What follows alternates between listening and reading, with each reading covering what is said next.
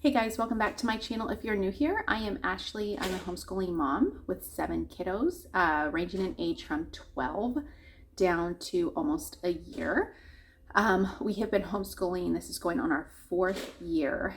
Hard to believe. We were in public school originally and for a few years, and now we are about that homeschool life.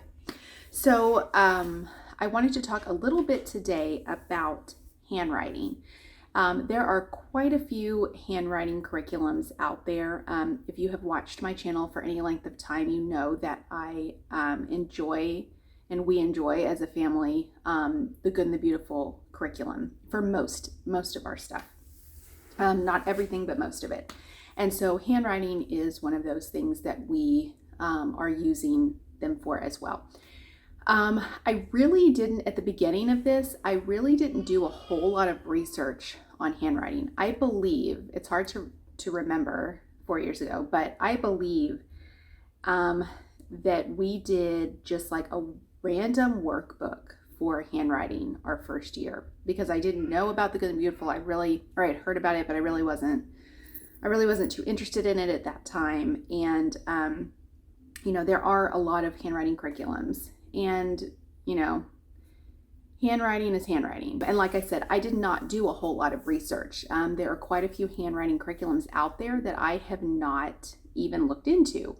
Because like I said, the first year, I think it was just like workbooks, just some random workbooks here and there. I was just trying to get into the swing of things, and handwriting was kind of on the back burner. Since it's not part of your core curriculum, yes, it's important. I believe it's important, but I was more concerned about, the math and the reading, language arts, and things like that. So I'm going to show you out of my 5, because like I said, I have 5 that are doing, that I am homeschooling this year, with my youngest being only 3, so he's not quite pre-K age.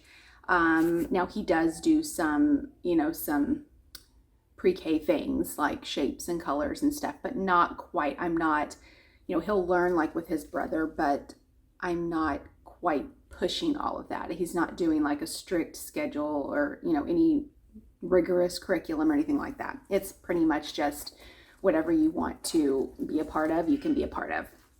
So I just wanted to quickly show you, because I have not done any video yet on handwriting specifically, and I don't want to do a separate video for each level, so I'm just going to show you briefly what's inside each of these levels. So currently I have 7th grader, 4th grader, 1st grader, kindergartner, and then 3-year-old.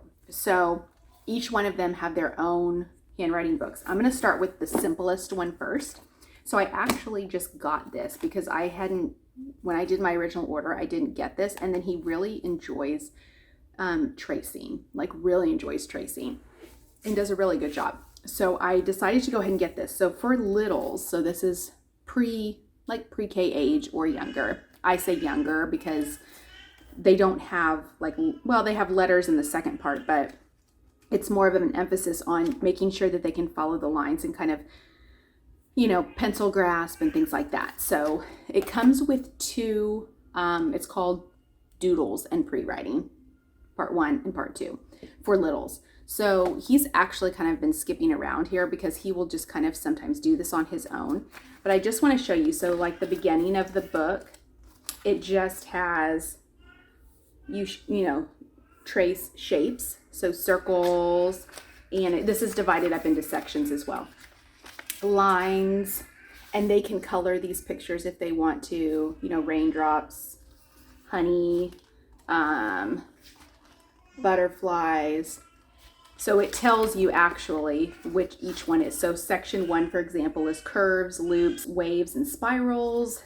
And then you have section 2, which is changing directions. So a little bit, kind of gets a little bit, I say harder, but a little bit more difficult.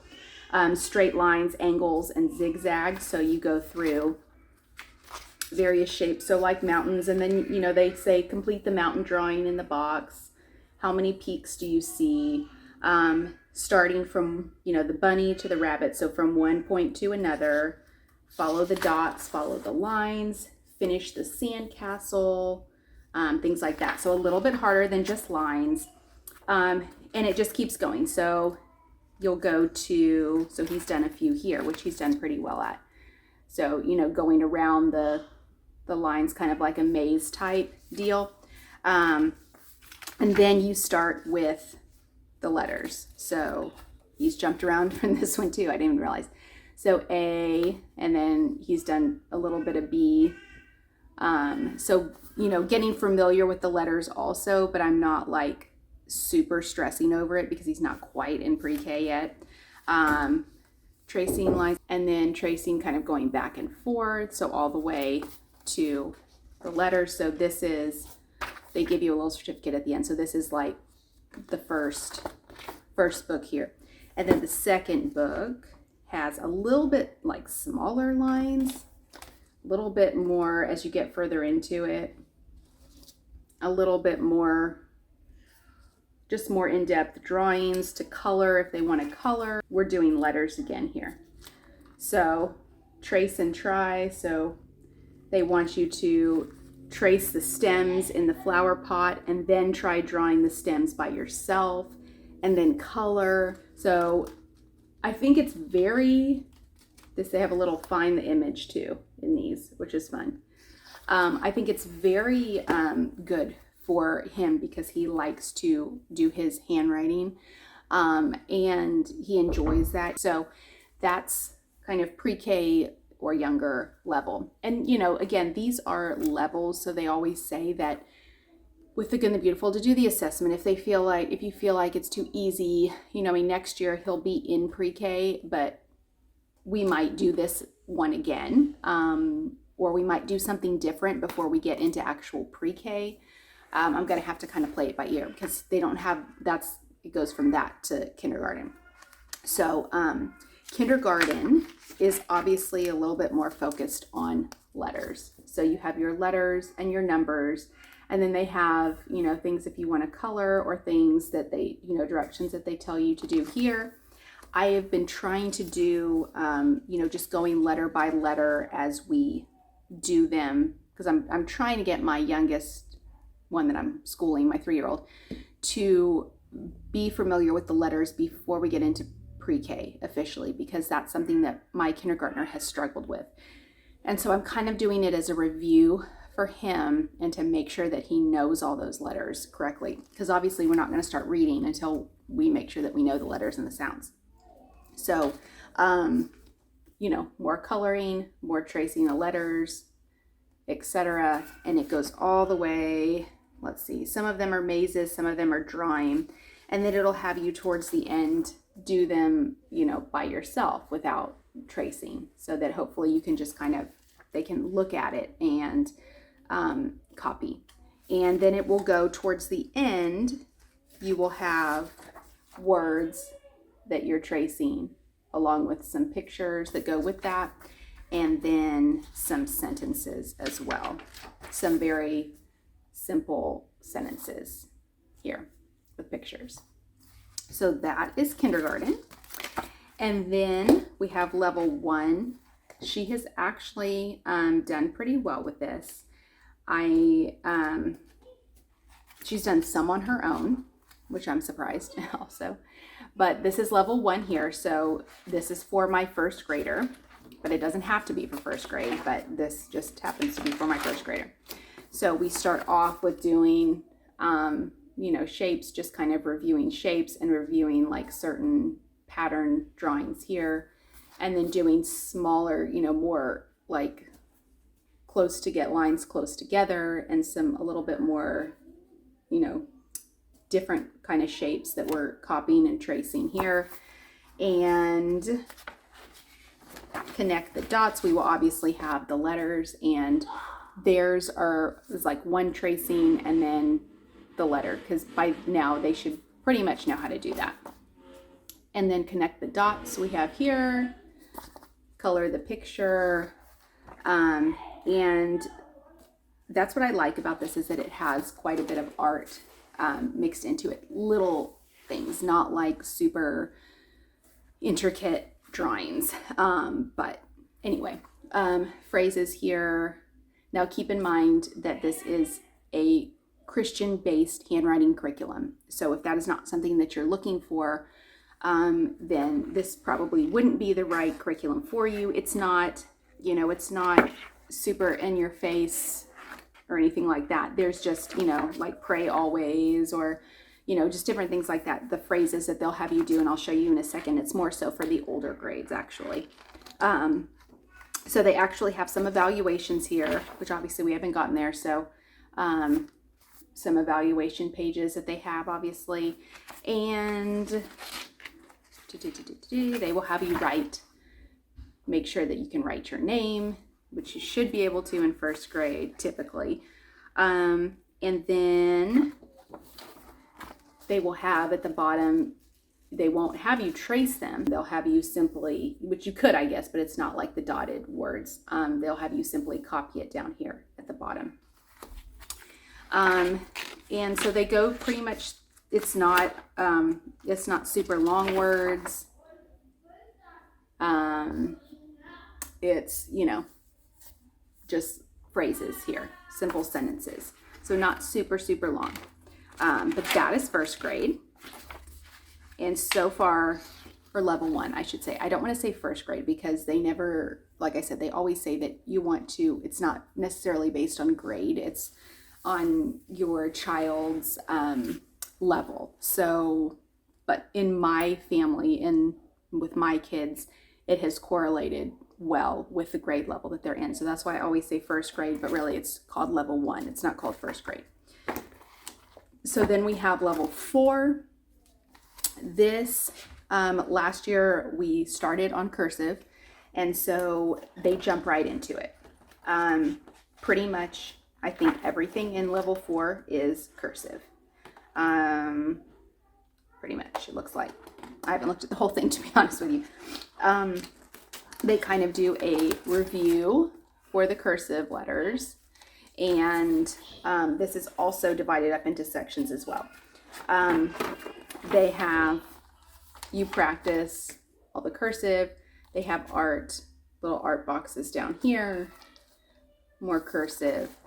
And like I said, they last year they did, it was kind of, I think if I remember correctly, it was like half print and half cursive, but they emphasized a lot on cursive. They started cursive in grade level 3, and in public school in 4th grade, I believe they, in our area, they are taught to know cursive pretty much with everything that they write, like to write in cursive. And it is being taught again in schools. I think for a while it was not, but now they're really putting the emphasis on it. So this also kind of shows you, you know, if you have trouble with certain words or certain, you know, putting certain word letters together, they will show you that as well. They have mazes. This one, let's see. Okay, so there are a couple of things in here where it is print, and they just say, it says to use your best handwriting to copy the spelling rule. So it's not, you know, random things that they're copying. It actually is things that are beneficial to them. More handwriting practice, and like I said, like certain, you know, like Proverbs, they will have certain things here. That's kind of the extent of it. So if that's not something that, you know, you, like I said, you're interested in doing, probably not the right curriculum, but really it's just phrases and stuff that are included in here. And then finally, the last section, I'll show you again here. It will give you the print word, and they want you to copy it in cursive. And then cute little things like that, drawings to copy, you know, like a little drawing instruction thing to copy, to draw in that little box there. And so I think that's pretty much it. It is, like I said, primarily focused on cursive. Level 7, I believe this is the highest level that it goes to, if I'm not mistaken, through The Good and the Beautiful. I don't know if any other curriculums go any higher than, 7th grade, but I'm going to show you because it's a pretty big jump. And obviously 6th grade, I don't have to show you right now, but everything in here is cursive. They will have you, give you the print and then copy it in cursive, or write it in cursive. Just color the picture. Handwriting practice in cursive. Write 8 nouns that you can see from where you are sitting. Obviously, in cursive, of all the countries below, which would you most like to visit? Complete the scene. This has a little bit more Christian-based phrases here, but again, that's pretty much the extent of it. So just copying and things like that. They will give you a phrase in print, and then they want you to write it in cursive. They will have you copy certain poems in here as well. So it's things that like you don't necessarily know that you're learning, like when you're learning it, but as you're copying it, you're reading it, and so you're absorbing the information, but you might not necessarily know that you're actually going to remember these facts or these, phrases. Like for example, these maps, where things are here, you're subconsciously seeing where they're located on a map while practicing how to write them, while practicing your cursive. So that's kind of neat too. So I think like subconsciously you're doing all these things, but they don't realize that they're doing all these and learning all these things at one time. The names of the states and the capitals. So let's say, your kid doesn't know all the states and the capitals. They're subconsciously taking all that information in by writing it and copying it. So that's what I like too about this. The first 8 presidents of the United States, you're learning that as you're copying it in cursive, as well as the order of the first 8 presidents. There is different ways to say happy birthday in different languages, and they want you to write it in cursive. Like I said, everything is in cursive, unless they want you to, here's a quote from Mother Teresa that they want you to copy here.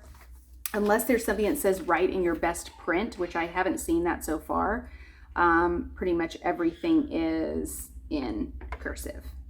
So same thing with this as far as countries in South America. You're learning about this as you're writing it, as you're learning how to spell it if you don't know how to spell it.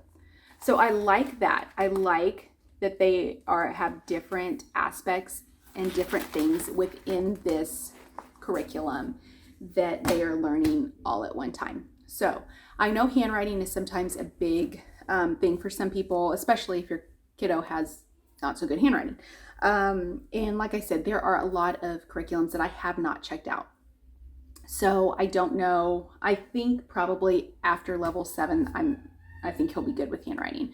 But I might just play around and see if there's anything else that I see that maybe he can just do to fill in, if he has some extra time, just something else to do. Because you can't always, you can never have too much practice with handwriting and penmanship and stuff like that. So anyway, if you guys have any questions about any of these levels or any of the other levels, pretty much, I think I've done all of them. I have not done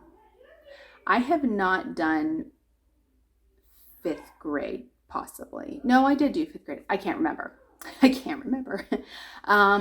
that would have been my oldest kid's 2nd year, and I don't know if we had done that quite yet, if we had gotten to this part yet. But if you have any questions about any of these levels, let me know down below. Or if there is any other curriculum that you do over 7th grade, if there's anybody that does an over level 7 or 7th grade handwriting, let me know. Because I think that this is where The Good and the Beautiful stops, I believe, for handwriting is level 7. But again, everything in this book for 7th grade or level 7 is cursive. So it is all practice from here on out. So anyway, let me know if you have any questions, and I will see you guys next time. Thanks for watching.